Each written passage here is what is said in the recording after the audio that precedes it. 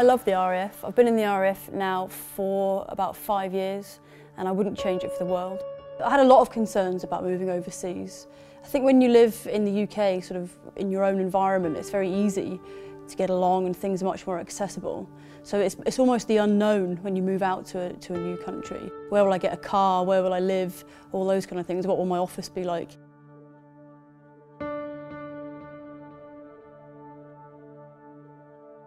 I met my husband also in the Navy on HMS Chatham, and that was back in 2006.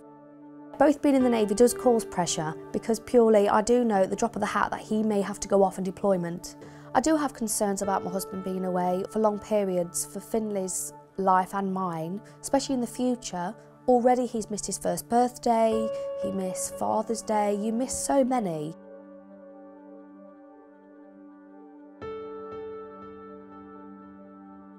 I went to Afghanistan in October 2010 for 6 months. Before I went out to Afghanistan, I was generally confident, you know, especially with the training we'd got given. But there was obviously like a small part of me where I thought anxious, you know, actually, am I actually going to come back? Am I going to get shot, blown up? Sort of, there was a few moments where it did get hairy, and we were engaged with the enemy, and there were a few incidents where people were injured, and you know. In my opinion, to be successful in the army, you need to be, you know, motivated. You need to be disciplined. You need to be, you need to have a sense of perseverance, and definitely, you know, buckets full of courage. Yeah, I was quite apprehensive, but definitely looking forward to it. I was going to do my job at the end of the day. So on camp, we have a large range of facilities to support us in our work life.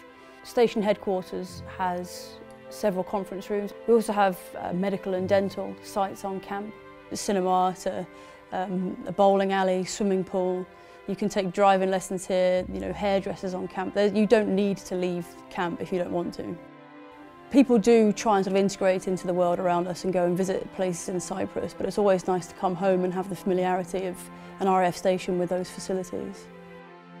Being in the Royal Navy and the armed services can be really stressful.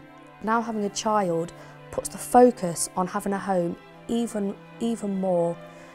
Knowing that you've got somewhere safe, secure, warm, reasonably furnished is ideal, and just knowing I've got somewhere nice to come home to have a family life away from being in the Navy and forgetting you're in the Navy sometimes. Over a weekend when both myself and my husband are here, and Finley's just playing around, being normal. I can be a normal mummy, he can be a normal dad, and we can just be a husband and wife. And it's nice to have that. After coming back from Afghanistan and comparing it with the training facility in Afghan Village, it was lifelike. It's a complete and utter setup of a town, you know, sort of the atmosphere. You've got a mosque, you can hear the call of prayer at 5 o'clock in the morning, you've got the market, you've got the smells. And if I didn't have that training before I went, I couldn't possibly say it was a matter of life or death. But I was definitely a lot more prepared, without a shadow of a doubt, on training with Afghan Village.